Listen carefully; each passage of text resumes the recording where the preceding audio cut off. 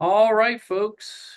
We're live with Top Trades. I'm here with Ian Culley, the commodities master, here to school us on everything fun that's happening in the markets. There's so much working right now in the markets. I feel like we're spoiled for just amazing trade ideas, like everywhere you look, from metals to rare earths to space stocks, flying cars, um, It's the hard to miss. the tech It's the it's just tech hype really hard to stocks. miss right now, except, if you go and venture out into the bond market, Well, we'll get to right? that in a minute. There's so much going on. I want to pick your brain about silver, especially since you've written about that Mhm. recently, and you have some good ideas as far as how to approach this like screaming silver trade right now, which just it feels like it's not stopping. It's just up every single day. I want to talk a little bit and pick your brain about the bond market and what you see happening this week. That's kind of a blind spot for me, so I want you to help fill in the gaps with this bond auction coming up and what that can mean for the market, what that could mean for metals too. That could be interesting.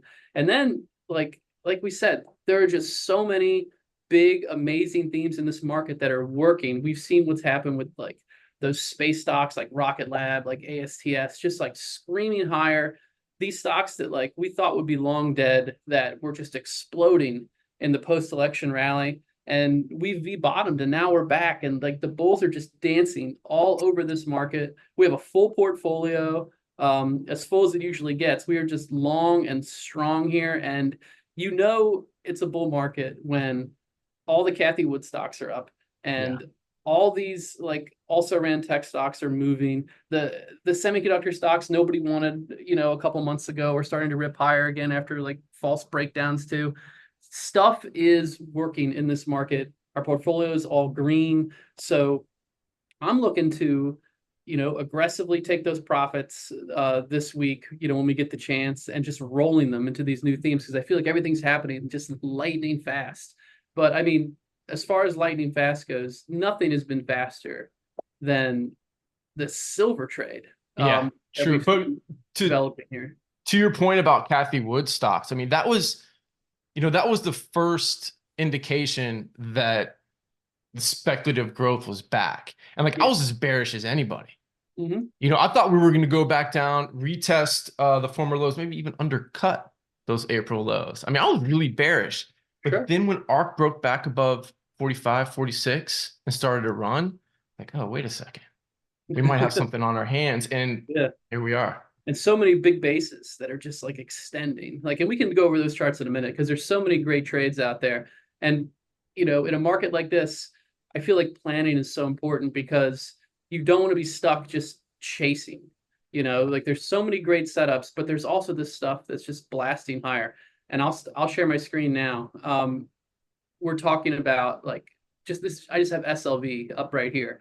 Okay. When this thing broke out last Monday, and you have SLV ripping more than 5% in a day with that big gap higher, and then you just get this 2 day little mini consolidation here, and then we're just ripping higher again right now. I mean, this is the first day where we're actually seeing like it chill out in quite a while. So I see something like this. I see a chart like this, and I see like SILJ, which we've traded really well recently. Like I would love to see something like SILJ back toward 14 and then show me a nice green candle that I could buy into because I don't want to just grab this up here in the nosebleeds. So how do you approach these and longer term, short term? Like what are you looking at when it comes to these metals? Because so much is working right now. Longer term, I think you can buy, hold it for the next maybe 3, 4 years and just walk away. From a tactical perspective, um, you're right. It's just really tough to jump in to a lot of these silver trades. Waiting for 1, 2, 3 day flags or pennants is what they call them. Just some tight consolidations give you an opportunity to take a position and just have a level to trade against and be able to manage your risk. You definitely just don't want to run out and start buying right now. I think it's just time to let it chill and hope for a retest here. Well, it's not just silver either. Like, I mean, like platinum's just been Mhm. screaming higher. And is this, I mean, like let me pull up, like, what is it? What's platinum futures on this bad boy? Right. PPLT. PPLT. Oh Okay. no, you're looking at the futures? Oh, this is good. I'll take Yeah. this any day. PPLT, the physical platinum shares ETF. That's a great chart. I mean, but look at these gaps. I mean, Yeah. it's really tough to like not get FOMO and want to jump into these plays right here because just so much is working, like we were saying. It's funny. I've been waiting for platinum to break out for, I don't know, 3 years, 3, 4 years. And the thing is, right now we're in a commodity super cycle. Okay. I know a lot of people are hesitant to say it or to accept it. I don't know. But gold broke out in 2019. Yes. Broke out of that base around this time, June 2019, what, like a 6-year high or 6.5-year high. And when it broke out, PCE, core inflation, was starting to tick higher too. And then, of course, we have, the 2020 pandemic sell-off. Gold rips to new all-time highs and then does nothing. And Right. while it chops sideways, doing absolutely nothing, markets melt up in 2020 into 2021, and commodities across the board start to rip higher. I think we're in a similar environment now. Finally starting to see platinum move, starting to finally see palladium move. Yeah. I think it's just a matter of time before other areas start to break. Well, that I mean, was I my hate to one. say it, but I think That was crude my oil one qualm starts with like to rip the higher gold too. But breakouts. So I'm sorry. we had the gold breakout like in 2019, and then the pandemic obviously interrupted like what was probably the beginning of like commodities like slowly starting to rise from the dead right there. But the one ingredient that was missing was the miners. And even as late 2023, you had gold breaking out, and the miners really weren't doing much of anything. And now they're starting to participate in a big way. And it feels like that's the way we should be trading this. We should be going after these miners that are screaming higher. I mean, and on all time frames too. It doesn't just have to be swing traded. I mean, yes, there's going to be good swing trading opportunities that are going to set up with these miners, but at the same time, like I feel like a lot of them, like the ones that were just sort of like, oh, they break out a little bit and they'd retest. Now they're really starting to scream higher, like as a group. And there's a few laggards. Like I know somebody in chat was mentioning like Newmont, and for whatever reason, Yeah. Newmont always just seems to, like fall behind. It's like what? It's the one mining stock that's in the S&P. But I feel The like bellwether, or it's considered the bellwether. sure, but I feel like the way to play this now is to like find those smaller miners and kind of go down the cap scale, and just grab those breakouts and just flip them. I mean, do you see it any differently? No, not at all. I don't really mining stocks just in general have really small market caps. So I Sure. don't really look at the cap so much as what's outperforming. Okay. So I always want to be long the strongest and short the weakest. So I'm looking for mining stocks that are outperforming the S&P 500, but also outperforming other mining stocks, Right. outperforming GDX, outperforming SIL or SILJ. And I'm also at this point, given that silver's ripped, I'm Yeah. looking at silver mining stocks that are running into overhead supply, critical levels of former highs where can measure risk against and buy that Right. strength once it breaks out. Yeah, totally. And you get that nice consolidation, hopefully, at those highs. And like I feel like that's like, Newmont, not the best example right here, but like a lot of these are coming back to those former highs right there. And if Mm-hmm. they chill out there and digest that and give us some nice tight consolidation, I feel like those are the ones to be buying. And the small ones. And like again, like I don't think mining is a great business. I mean, they always seem to be running into some sort of problem. Like I don't concern myself really with the fundamentals, like you said. Like I'm looking for the stuff that's ripping. And I don't care how big or small it is. It's just like what was the one you were talking about on Sunday? Endeavor, EXK. EXK. Yeah, And the thing with mining, it's capital intensive. sure. And then like something can happen. There was a mining stock down in South America. Was it last year, a couple years ago, where they had a big freeze Yeah, and the stock just it tanked sure. because it put the mine out of commission for I don't know, like 6 months or something. It was wild. I feel like that always happens with them though. There's always some sort of crazy news like, oh, the government took over this gold mine, or it's always in some other country where some nonsense is going on, and you always run into these issues. But you see a chart like this, and Mhm. again, it like last Monday, this thing started going, and no, I mean I didn't grab it here at $4. I mean that's Monday morning quarterbacking this trade literally, but you have this big thrust higher, and now we're right here at those highs from March. You have this other confluence of highs where it kind of topped out back in October. It feels like something like this. I mean, God, it looks better the more I zoom out.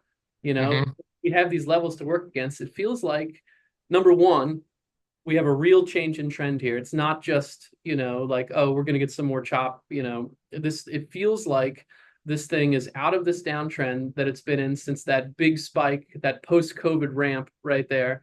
And the next stop for this, once we consolidate somewhere between 4 and 5 here, is going to be 7. And then who knows? Yeah. Like if we're really in this super cycle right here, and we're in a situation where people are thinking about inflation, people are, thinking about these mining stocks in a whole new light. Like these things double, triple, they just move, they just rip. And it's a fast market, it's a fun market. So like I'm just building lists of these things where I can watch, and like you said, like plan your entries well, or just buy them and put them in your back pocket if that's what you want to do. Speaking of that, like what would be like your favorite way, like to play the metals complex right now, like just longer term? Like if you could pick like one name, it's just to like One have in your back name, pocket. Yeah. longer term would be Sibanye Stillwater. And that's a South African platinum group metal miner. And the reason I like this one is because we're finally starting to see some dollar weakness. Now, that was another key ingredient to the commodity rallies in '01, '02, and '03 that was missing. Right. Okay. Usually you see the dollar, sell off or dollar weakness during a commodity rally. We just never got it. Remember the dollar ripping higher? You had the cover Right. of the Bloomberg Okay. magazine. It's like can't Yeah. stop, won't stop. Yeah, it's the table's complete. It's turned for the dollar. I think once the dollar does, or the dollar index DXY undercuts that 98 level and starts to slip, that's when these things are really going to take off. We're not that Um, far from there either. Like looking at the no, dollar it's right now, not. fell off a cliff, obviously. And then during the whole Liberation Day tantrum, I mean, we were down testing that 98 level. We got that picture perfect rally, right back to the 50-day, that bear market rally right there, and it got the smackdown just perfectly at the Mhm. 50-day near 102, and now we're right back down here. I mean, if this thing breaks below 98, that's it, right? I mean, we're seeing more downside in the dollar. Is that how you see it? Yeah, absolutely. And was it like a 10 or 12-year trend line that will break, that it will violate if it undercuts that 98 level, which would be a clear indication of a change in trend. And you have to be in commodities if that's happening, right? I mean, you're just going to be. It's going to force everything into those. I think, yeah, I mean, I think the 60/40 portfolio is dead, right? Okay. I think 40% of your allocation to bonds is crazy. I think you gotta lessen that, and you gotta open it up Yeah. to commodities. And I mean commodities in general. And what I like so much about Sibanye Stillwater is platinum group metals. So palladium, platinum, rhodium, those metals are finally starting to break out and finally starting to move higher. Okay. So it's going to benefit from that. But it's also a South African company, right? Okay. So it's going to benefit from a weaker dollar. That's a good point. So Okay. I love this trade. Well, I And mean, just from a purely technical perspective, looking at it, I mean, like it couldn't have a clearer downtrend breakout than this right here. I mean, it was a hot mess for a while trying to build this base right Mhm. here. But like, I mean, the line is clear as day, drawing the line right around $6, somewhere between $5.86 right here. We're above that now. This looks like buy any dip. Um, you know, all the way down to $6. You got your line in the sand right there, and we could be back up to 17, 18 in a hot minute. I mean, I you think we know, go much higher. oh yeah, for I think sure. we go much, much higher.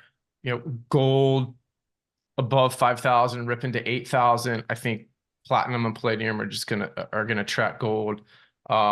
It's funny looking at this chart. Like I haven't looked at the candles in a while.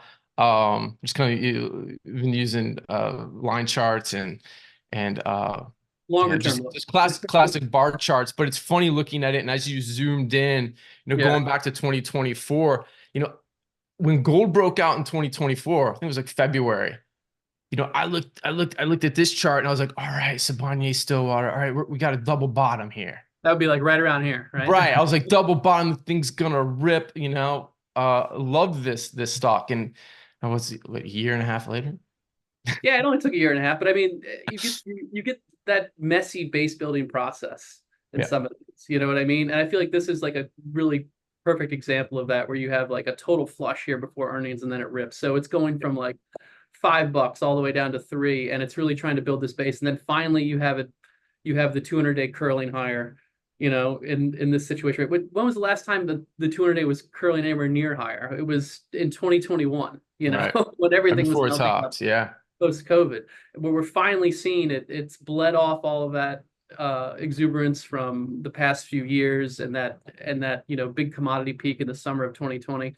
And now it feels like you said, like all bets are off, and this thing is just going to rip higher. I love how it's, like you said, the part of the what was it, the platinum palladium complex? How did you describe that? PGMs, just platinum group metals. PGMs. I mean, like what a great all-in-one way to play something like that, and it's cheap.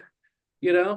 But it's not gonna be cheap for long. How crazy are people gonna go if like we have like gold like at 7-8K? I mean, that's like it's gonna be nuts. It's gonna be nuts. So I guess like my next question for you is gonna be, you mentioned bonds. There's a bond auction on Thursday, I believe.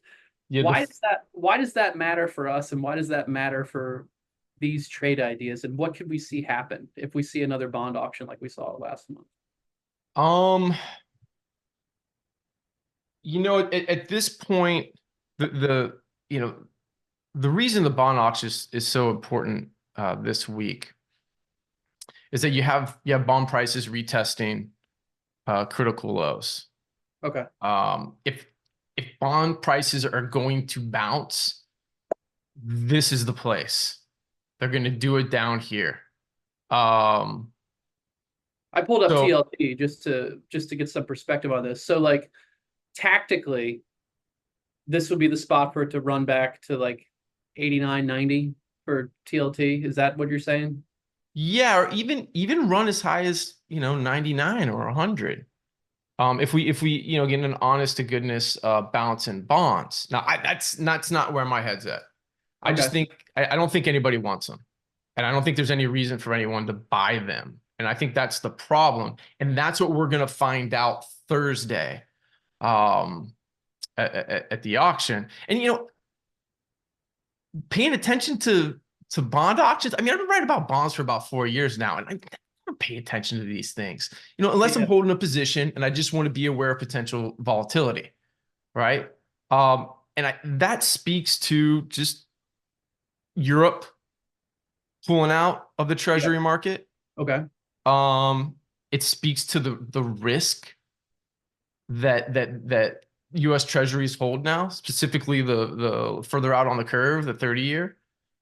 And just think about who owns these things, like pension funds, or IRA, that 60-40 portfolio, sure. Insurance companies, right, trying to balance out their liabilities. But U.S. treasuries really aren't risk-free, right? I see them as risk assets now. Okay. So what does that mean for like, if we have like, say we have like a squishy auction and Wall Street doesn't like it, what does that mean for like the metals trade? Do you think that's just going to rip us higher? Yes. The entire commodity space? Yeah, I think metals rip in that scenario. Stocks, I don't think stocks necessarily sell off. Maybe they pull back a little bit, a little bit of a correction, which, I mean, at these levels, I mean, that would be healthy. I'd like to see a bit of a pullback. Maybe I'm being selfish because I missed some trades. Well, yeah, of course. I mean, that's how we all feel about this though. But I mean, look at, I mean, I have like kind of a zoomed out view of the S&P right now. And this Yeah. is something we were talking about just to sort of segue into like these big themes that are like just crushing the market right now. But we have a situation here, I think that like we're doing 2020 all over again, just a different narrative. It's the Mhm. same type of market where we have a very strong market, starting off in Q1, and then you have some sort of a scare. In 2020, it was obviously COVID, and I'm not trying to minimize the stuff that's happening in the world, but it's like, but we had a really, really fast, crash correction, whatever you want to call it, and then an extremely fast V recovery. And it's the same thing in 2025 where we have the market peaking out a little bit, before the big news event. And then we had the whole Liberation Day debacle and the tariff scare, and it completely ripped the market apart. And everybody just started extrapolating these bearish viewpoints, into the rest of the year. Where with COVID, it was like, no one's going to leave their house again. Everybody's going to lose their jobs. The economy's destroyed, Yeah. we're all going to die, or whatever.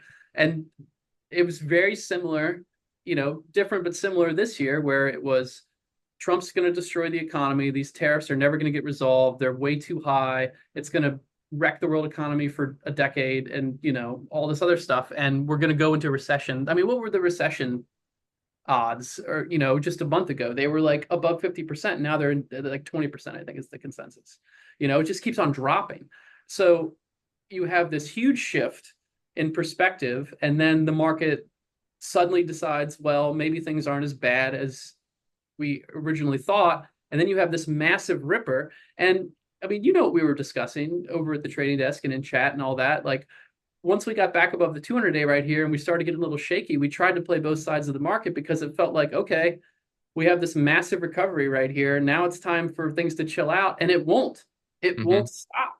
Like there is this relentless bid under this market, And so my mindset right now is we're coming out of this V bottom right here. We get this relatively tight consolidation. We're what?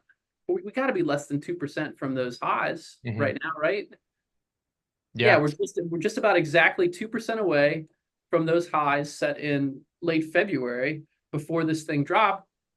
So my thought is, why not just use the 2020 playbook here and just assume like, okay, we got the big themes working. Like pick your speculative theme that you like, whether it's rare earths or whether it's flying cars, whether it's rocket stocks, drones, all of these AI, all of these themes are working, and we're just spinning into them.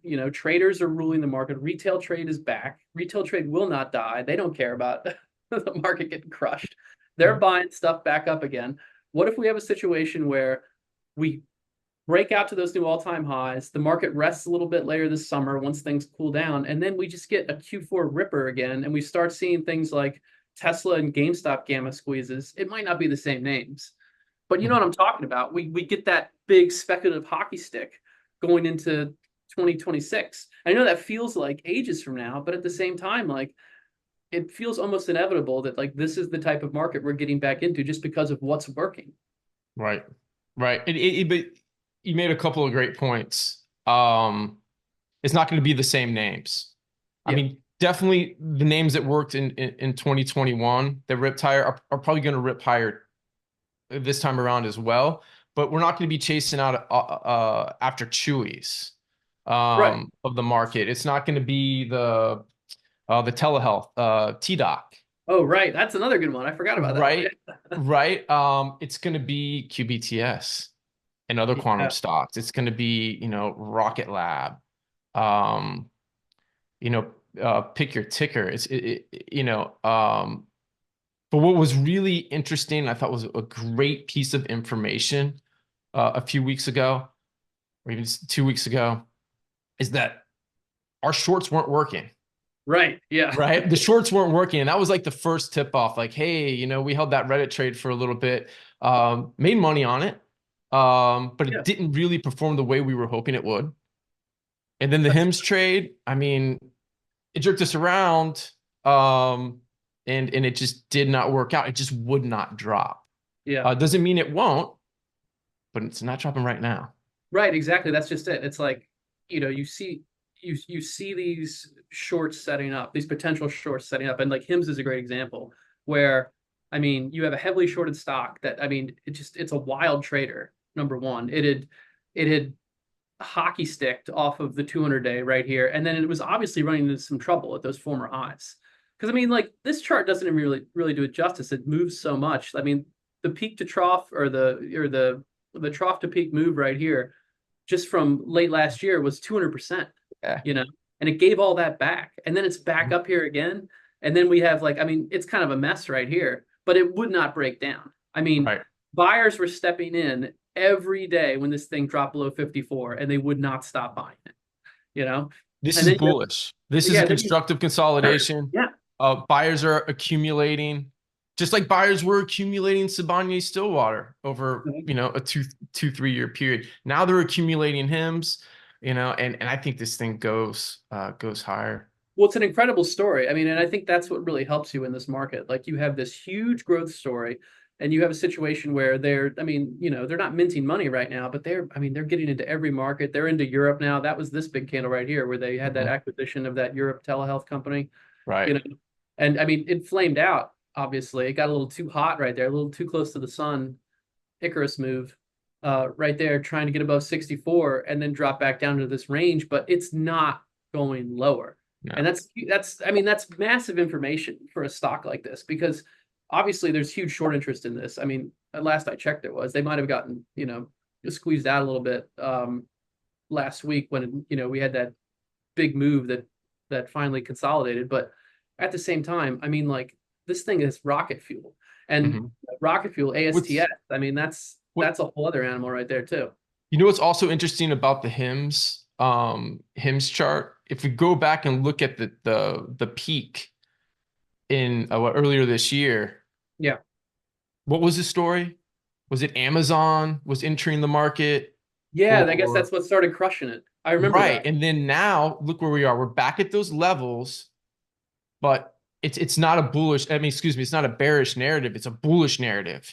Yeah, How Hims is acquiring other companies, moving into Europe. So yeah, it's interesting. I think it just adds to my bullish conviction.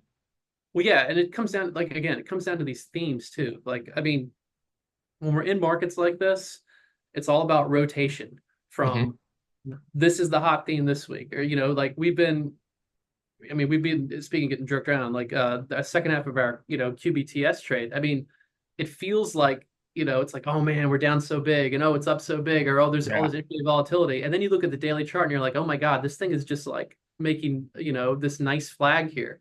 And it's just waiting, you know. And if you had told me back here, and I've talked with Enrique about this, you know, if you told me back here that after this move, this wasn't going to retrace down to $1 or $2, I'd tell you you're crazy.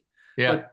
But these themes have had amazing staying power. Not only staying power with this, but it's much higher than it was at the end of December when it peaked out. It peaked out at $10. And I mean, I think that unless this gets really wonky and something happens in the market, I think this is going to go to 20 plus, you know, in a hurry. Yeah.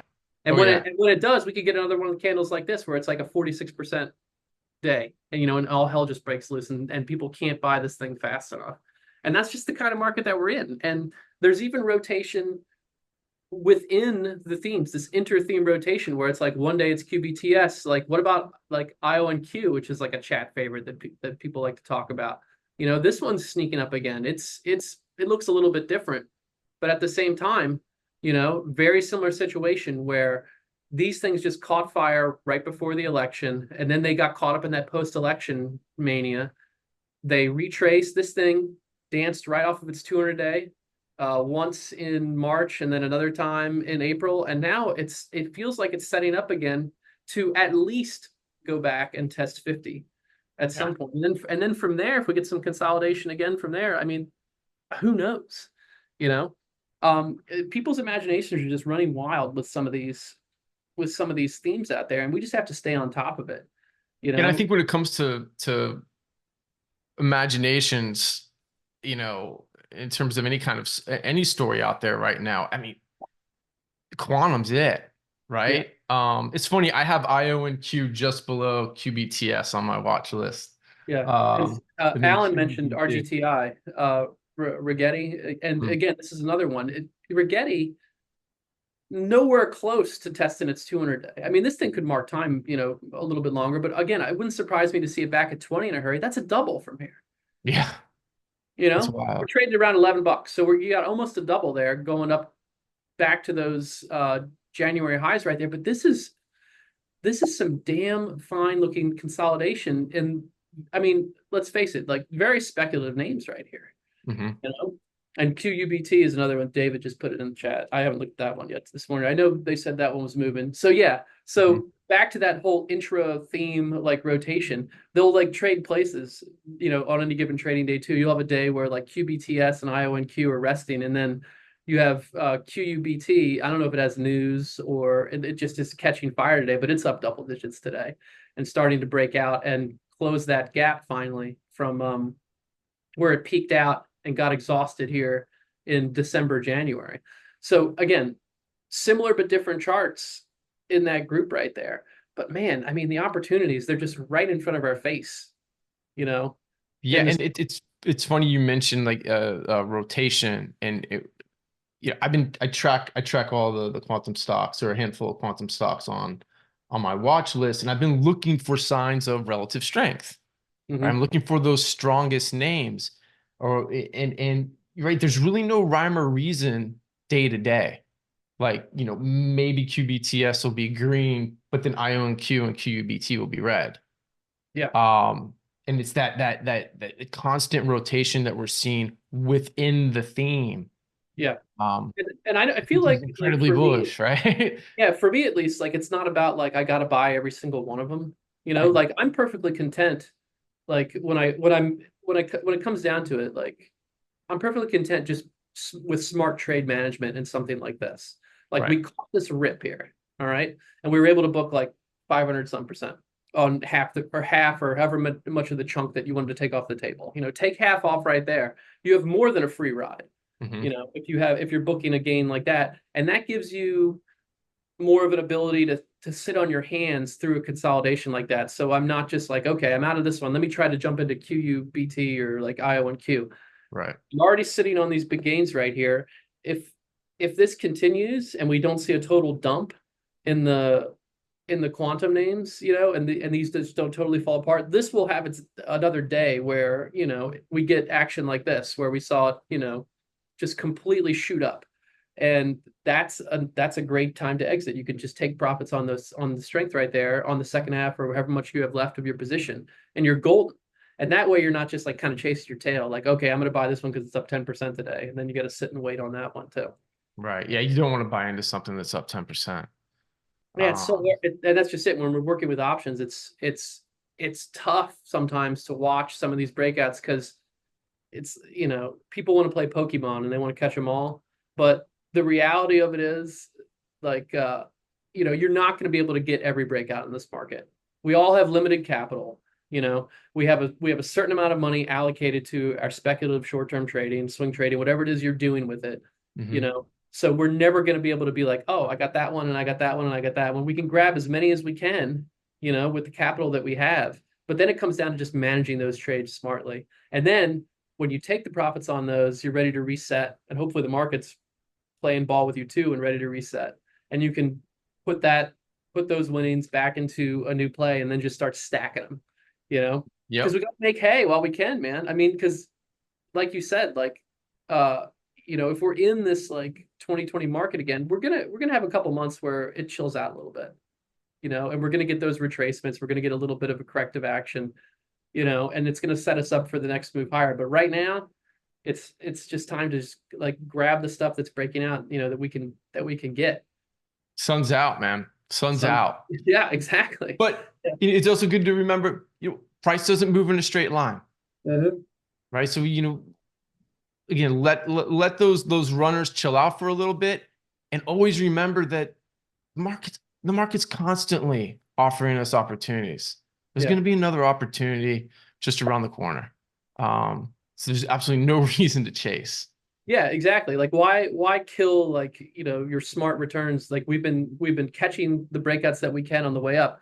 Don't kill those returns by like, chasing the stuff that's extended and then, end up sitting on those paper losses and just sort of waiting, for them to start working again.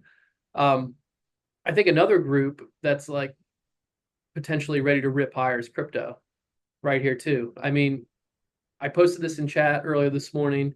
We have Bitcoin with its big move yesterday Yeah. afternoon. Um, you know, up more than 4%, tagging 110 again. I feel like it's kind of quiet too, just because of everything that's happening in the market. There's so much working that there's not a ton of chatter on the crypto end of things. And we have Bitcoin looking really good, but I think Ethereum is the play here.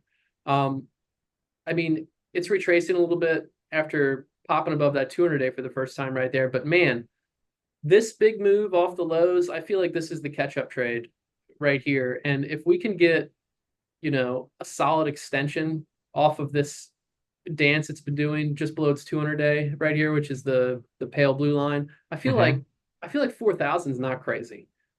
Like in a No, hurry, not at all. Not at we all. could have And I we mean could that have we could have crypto summer, you know? we definitely could. And I mean, look at that bar. Like you highlighted that big candle. I think was it Wyckoff used to call the big bars like this like a sign of strength, which kind Yeah, of it follows the idea of just starting like volume, like an expansion of volume, an expansion in momentum that kind of gets the ball rolling. And I yeah, think we've seen it. This nice tight consolidation. I mean, that's tight. that's Just tight. below 200-day For, moving for average. crypto, that's as tight as it gets, right? That's Yeah, pretty good I stuff. mean, yeah, I love the ETH chart. Oh, I like Paul mentioned ETHT. I like these ultra crypto ETFs, like leverage. Did not know these existed. Oh, dude, these are cool. So like, yeah, so it's ultra ether, like great way to leverage like an Ethereum move as if you needed leverage on Ethereum. But I Wow. mean, it's a great way. I mean, it's up about 10% ish today. If this thing gets going, even a little move, you're looking at like 9 to 14. Not bad, Mhm. not bad playing that type of snapback. And I think BITX is the other one that I like. That's the Bitcoin 2X uh, ETF. So there's ways to play this even if you don't like have a Coinbase and you don't want to just be like flipping cryptos. You can play the levered ETFs for swing trading time frames. Not saying buy and hold these Right. things, but no, I So, mean, okay, here's a question. okay, If you can trade a leveraged ETH ETF, why would you trade a miner? Why would you trade Mara yeah, or any of the others? yeah, a little inside baseball for folks. I mentioned that earlier when Ian and I were talking, and I was like, yeah, like I mean, like maybe even these crypto miners, which are junk. I mean, for the most part, setting up and like the chart doesn't look half bad. I mean, we got horizontal resistance, and it just melting together with that flat 200-day right there, right around, you know, 16.75, $17, depending upon where you're looking. Yeah, this could break out, sure, but like I think it's more of a distraction than anything. Yeah. I mean, there's better trades out there, is what you were saying, Ian, when we were talking about it. Like, don't get hung up on like some of these like just serial underperformers, you know. And then Michael mentioned like you can trade the miners because of the short interest. Yeah, sure. It's possible, but I think it's not as sure as a bet as like, the Ethereum breakout, that we're Mhm. seeing or playing something else that like is like behaving a little bit better. I feel like these used to be great trades, and maybe this is like the 2020 parallel that's not true anymore. I traded the hell out of these things in 2020 Yeah. because they just absolutely ripped and they were so much fun. And like late 2020, I made hay. I traded more all the time. Like I was just in and out of it because it was just this thing was lightning in a bottle. Mm. Like I don't know if I can go back that far. Let me say. Yeah, I mean you can see here. Like this is the pandemic trading of this thing. I mean, picture perfect flag breakouts left and right. I mean, you could just be in and out of this thing. Buy calls at a breakout here at 3, and then it's up to 7, and then it doubles Yeah. again, and then it consolidates that double, I mean, this thing just was unstoppable.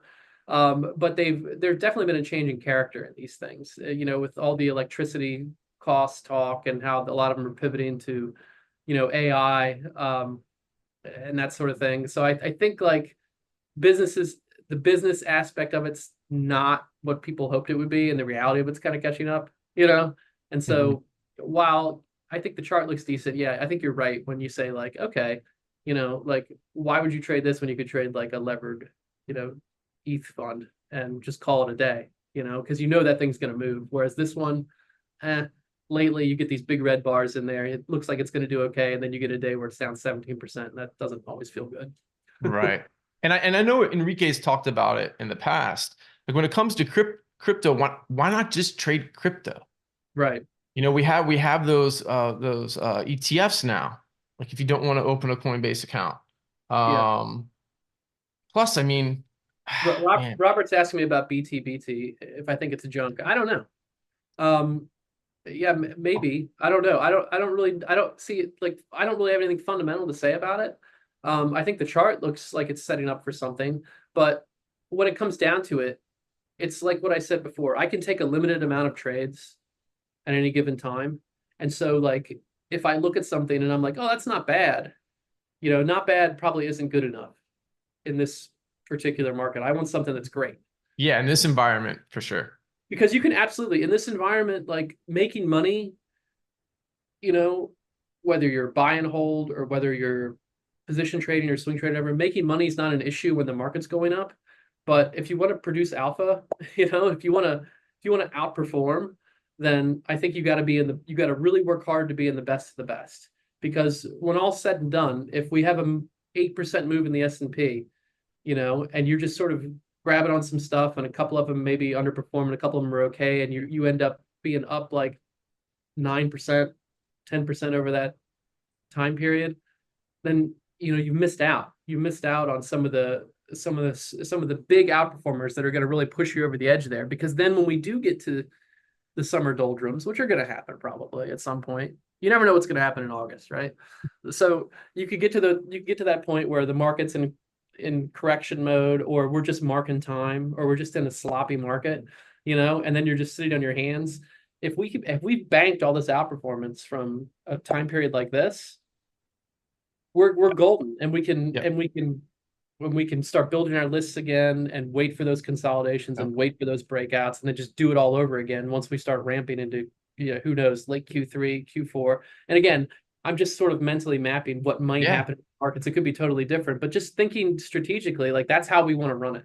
We want to be all in when the sun is out, like you said, and then be ready with our umbrellas to hunker down, and be able to look back and say, all right, we have all this outperformance in our back pocket and we're good to go. Yeah, I also really like this chart. I think it's a killer base. Mm-hmm.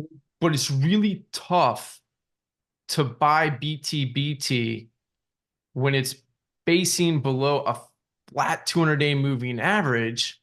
Yeah. Well, gosh, you have so many stocks that are consolidating with a tight consolidation just below all-time highs. Yeah. Because when they break out to all-time highs, like there's no price memory up there. Yeah.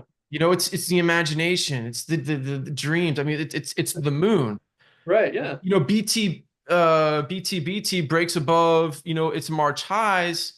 I mean, it still has the 200-day moving average. I mean, it still has all that price memory, leading all the way up to the November high. And there's a lot of form of resistance up there. I mean, this is a super wide range right here. And like, again, fundamentally, longer term, this might be great. I'm not speaking about this company fundamentally at all.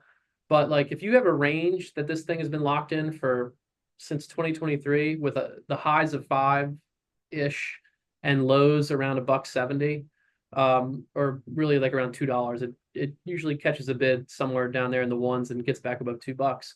But first of all, super sloppy right there. A ton of wiggle room for it to just do whatever it wants, as you can see, because we have these massive peaks and valleys in this thing. But also, you have the people that are getting worn out. When you talk about price memory, I like to personify that for folks and say, like, okay, imagine that you bought this thing at $3.40 in June of 23. There's going to be a point where there's a lot of people who, when this gets back to the middle of the range, that's good enough, and they just want out. They're just like, okay, I've I've sat in this thing long enough. So with a stock like this, the way I think about it is I'd rather own it at like $6 than own it at 260, which I know sounds counterintuitive, but at the same time, if I own it up here at $6, then I know I have at least some blue skies before like maybe this is gonna run into some resistance, and I have a lot of happy shareholders that are gonna be less willing to just dump this thing and help it get pushed higher. It would be a different story if we weren't in melt-up conditions, right? It'd be a different story if we didn't have stocks hitting new all-time highs, if the ARK ETF wasn't ripping, but if the market overall was bouncing off of key lows, but that's just not the case. Yeah, we're ripping right now. I think we should segue to ARK too, since you mentioned it, because I think this is a big deal, a bigger deal than a lot of people think. And like, I've written a lot about ARK in the past, and I use ARK not as a trading vehicle, but I use it as, and I've said this many times before, but I use this for like my tech hype index, basically. It tells me when the button is green and when the button is red. And this thing, it loves to fool you, obviously. And that's evident with this base. I mean, I've had this line on this chart for a long time right here, where you have to remember, I mean, like, these were the bear market losers. I mean, I don't think there was a single one that like survived 2022 that wasn't down like 60-70%. I mean, these stocks got absolutely crushed after that run up. I mean, Cathie Wood was considered a genius back here, and then everybody just started making fun of her, in 2022, 2023, because when the market firmed up in 23, these stocks didn't, for the most part. And then in 2024, they didn't really participate either. Finally, after the election, when the rising tide was just shoving everything higher, this thing broke out. And then in February, I mean, it shit the bed hard. That was bad. I mean, this looked like it was game over for it, and a big false breakout where it went from 68 all the way down to $40. I mean, that's a terrible, terrible, terrible move right there. And it almost looked like lights out. And it's back. It's almost all the way back. It's back above that base breakout level. All of these stocks, I mean, like, all of the old Cathie stocks that looked like garbage. Oh, not all of them, but like 90% of them are just in full-on melt-up mode. And so, I mean, that tells me a few things. Number one, obviously people are willing to speculate. The retail trader is not just back, they never left. You know what I mean? Yeah. I mean, the people who I thought would have packed their bags after the post-election rally fizzled, they were just waiting in the wings, and they're back on these stocks. But like, I mean, I own Roblox, and this thing has been going absolutely parabolic since retesting that base breakout back here in April. I mean, it's overextended now. I'm not saying go out and buy this thing right here. I'm well prepared for it to come back down into the 70s, at some point this summer. But I mean, like, the strength of this is undeniable. And look how tight that uptrend is, on the daily right there. I mean, we got the springboard move off of the base breakout and the 200-day revisit. I mean, you couldn't ask for better, a better, confirmation that like this was like a springboard move right here. And then we're ripping from 50 to the 90s right here. And for the past 2 days, I mean, these have been the worst 2 days in like over a month for the stock. And it wasn't even down that much. It was down 2.5% yesterday, And like I said, it's going to need a break here at some point, but like Roblox, Robinhood, Coinbase. And Robinhood moving without crypto moving is also like showing you something. I mean, like, we had Bitcoin marking time and Robinhood was up like 5% a day and just wouldn't stop, during this V recovery right here. It's which makes me think we're due, right? We're due for a correction. So if we do see a correction here in the next few days or maybe next week, like, it wouldn't change my bullish outlook, put it that way. Well, yeah, I mean, I think that the corrective move could happen in a bunch of different ways. I think we could have a situation where the averages and the big boys like start marking time, Mhm. while the themes keep rotating under the surface. I think Yeah, that's small entirely. caps. I mean, we have such a strong retail market right now that we could be in a situation where, okay, you take something like PLTR, you know, and PLTR, I mean, this is as flat as it's been in a while, up here. It's But I another mean, Kathy special. another Kathy special, yeah, too. But I mean, like, I think PLTR kind of has transcended, the ARC universe, and it's become like, like real leadership, Mhm. because I mean, that move last year was just completely nuts. And then the fact that it was able to get back to those February highs before everything else, I mean, the relative strength on this was off the charts during the V bottom. It Mhm. was crushing everything, got back to its highs first, and then it didn't even drop that much. I mean, yeah, it went from like 120 to 107 right there, but that's in Palantir world, that's really not that big of a move right here. This has been some pretty clean consolidation up here by these highs. I wouldn't be surprised if this thing ripped higher and then immediately exhausted itself. You know what I mean? It gives people some false hope that it's really going to break out and run again, maybe to like 150, and then it has to chill. And then we see like a little bit more corrective action in like the hotter names like the Hoods, Palantirs, Yeah. and those type of stocks. But at the same time, if that does happen, I wouldn't discount Quantum's running. I wouldn't discount like something like, oh, like what about like Joby, like these flying car stocks. I mean, this is a wild one, but at the same time, these are the type of themes, that like the retail traders are buying into right now. Mhm. Like I know flying cars sounds crazy. AI sounded crazy 5 years ago. Like no one was really interested.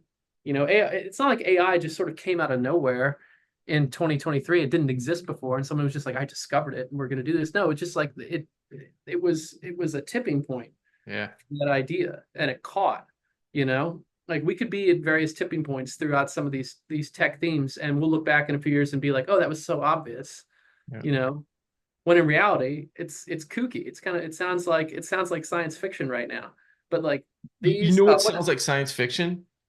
Twist. oh, bioscience. TWST. This is another name in ARC. Oh, this is in the Cathyverse. This is Yeah. this is in the Cathyverse.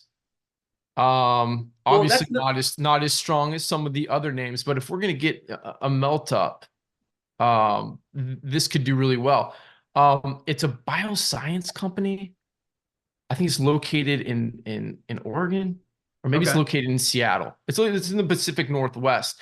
Anyways, it's they store information on fabricated DNA. Okay.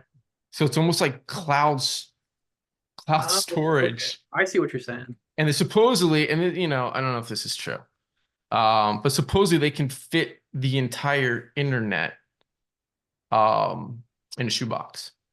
Oh, well, I mean, yeah, I I mean, thought that was interesting. the extent of my fundamental analysis is I like the ticker because it Yeah, kind of spells it. yes, So that's important to me. very But important. like some inside baseball for everybody else. Like when Ian and I were talking about like small caps breaking out, we took the TNA trade, which is really working well for us right now.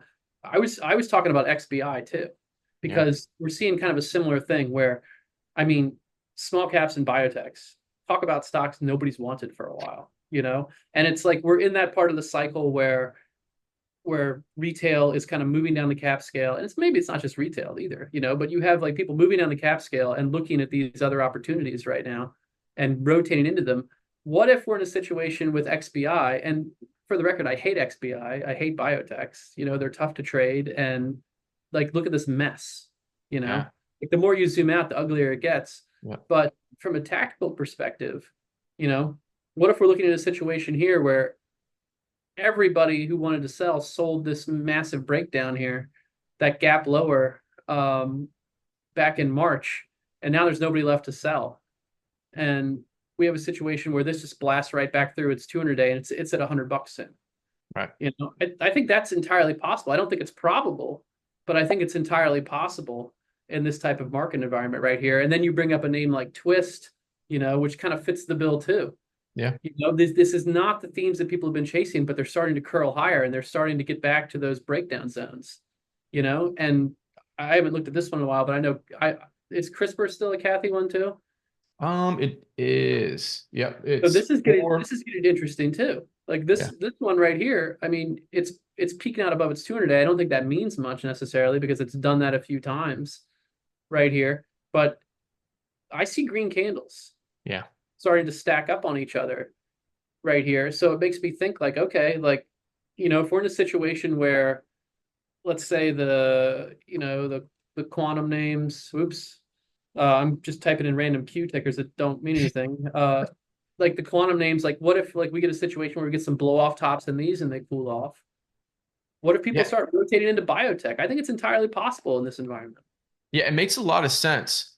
We've talked a lot about the retail trade, and that Mhm. they're back, or they haven't even left, right? They're here. They're in full force. They're scooping up these crazy, wild, speculative ideas, hand over fist.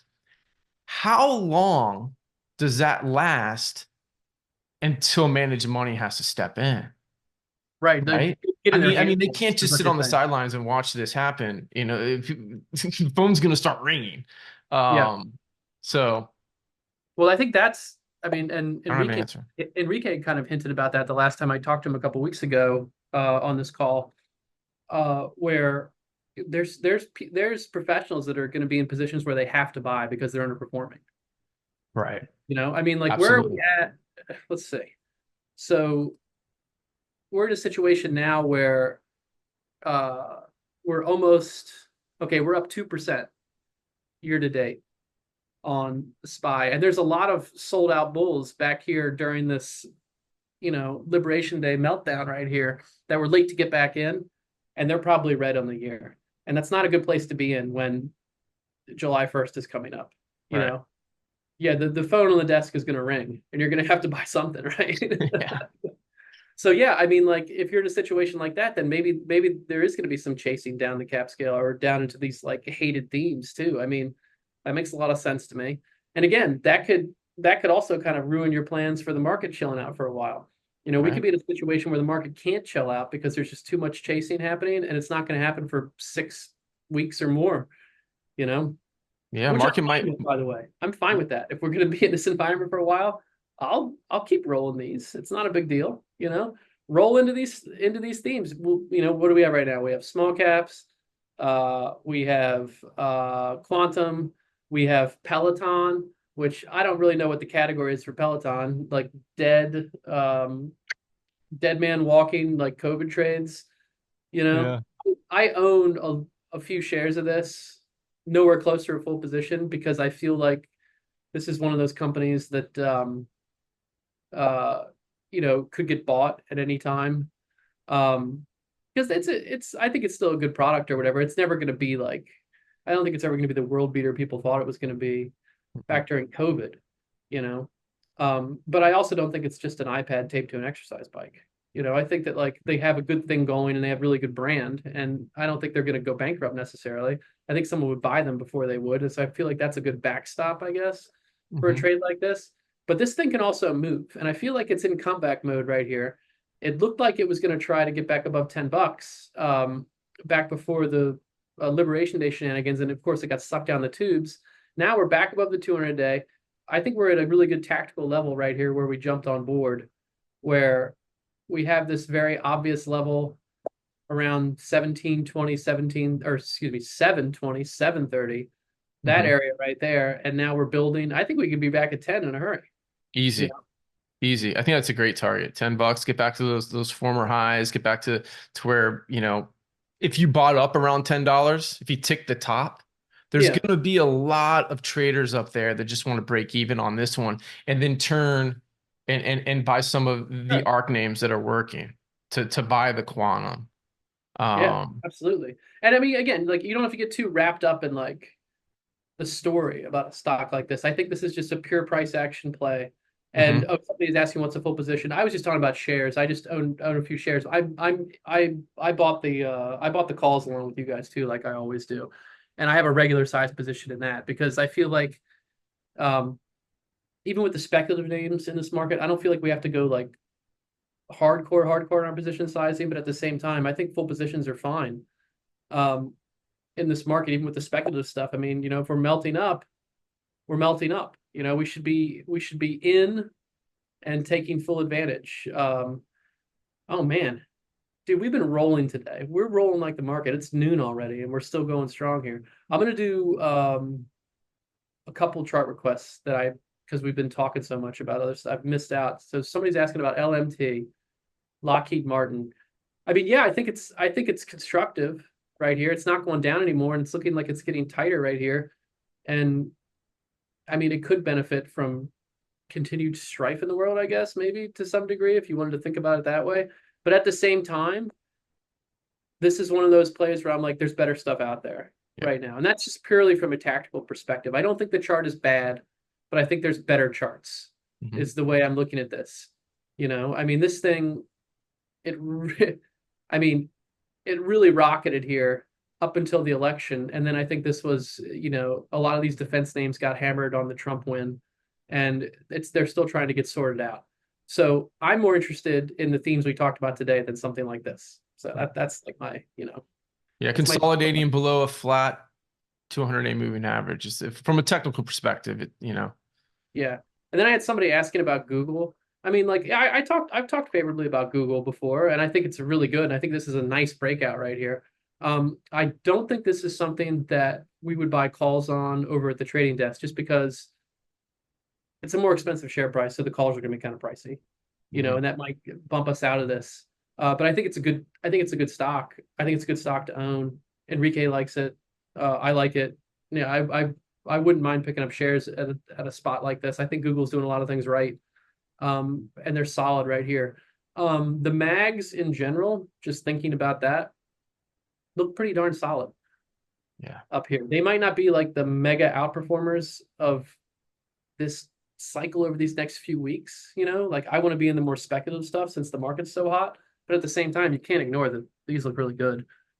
And even Tesla, like I feel like Tesla is springboarding right here. We have the kind of like the Trump Musk bickering meltdown right here, but damn if they didn't buy that thing right back up. Yeah. And Tesla's such a great trading vehicle. It, What a great trading stock. it is. Yeah. Look where they bought. Yeah, right here. Like right here at 290. That was the spot where Mhm. like they just picked it up. So I don't think it's a sure thing, but it wouldn't surprise me if we were talking about Tesla being up in the 450 to 480 range, at some point in July. I think it could totally run, you Yeah. know. And looking back at the spots that I picked for Tesla before, it it's really a great technical trader. I mean, it's a good technical stock.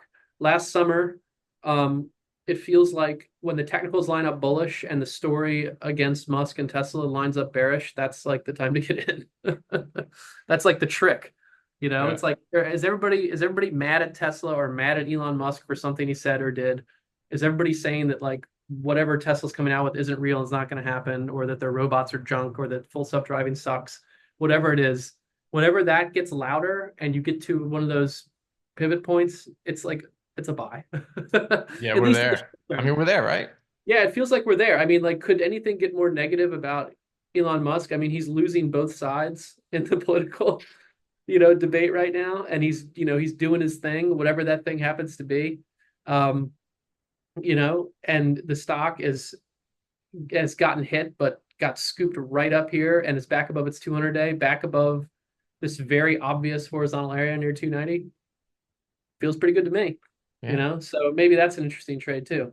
But again, probably not something we're going to take over at the desk just because, it's an expensive share price. But at the same time, I don't hate this thing at all, Mm-mm. and I think the theme of right now is a couple of things we talked about on the call. It's rotate, rotate, rotate, right? Grab the tiger by the tail Yep. and take these trades to the bank. and you know, manage risk. I Yeah, think don't we're chase. I think we're doing a really good job of managing risk, not getting too out of our minds and having to be in everything. You know, we're in what we're in. We're sitting on a lot of green in the portfolio. We'll look to try to take profits on QBTS. Hopefully it will behave a little better.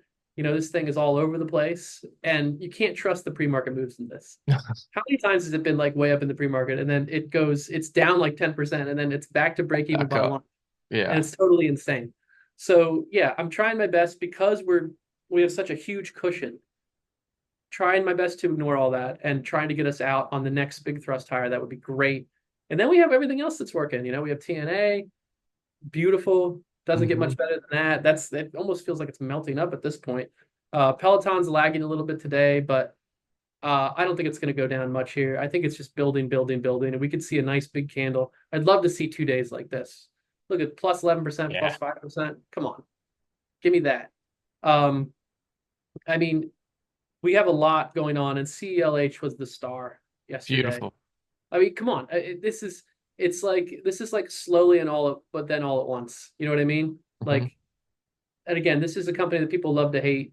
Up until really recently. Let me move this right up to here. Yeah, like I really like that level right there below 40. And now that we've broken 40, I'll take a couple red days or whatever, but I think this thing continues to rip right here. So we're in a great spot. Um, and you know, I'm excited about taking some gains off the table this week. And then, hey, as long as the market remains favorable like this, we're going to continue to do our thing, rotating to these new plays. We'll get you guys some new trades, and we're just going to keep stacking them, stack up the gains. It's an exciting time. I'm excited. Like, it's been a weird year, you know, but this has been a trader's market, and we got to take advantage of that. And that's what Yeah. we're doing. And I Yeah. hope you guys are happy with all that. So I'll leave it at that. We went a little long today, but we had a lot to talk about. Thanks for joining me today, Ian. And everybody, Ian's been posting some killer charts in chat. Be sure to check them out. I think that's working out really well with those hot charts that were posted in the morning in the chat spot, and then the more wordier posts when I give you guys my thoughts down below. So I hope you're liking that. And we're going to continue to do that and bring you guys a lot of great content and a lot more great trades. So stay tuned, and thanks for watching. Talk to you later, Ian. See you guys.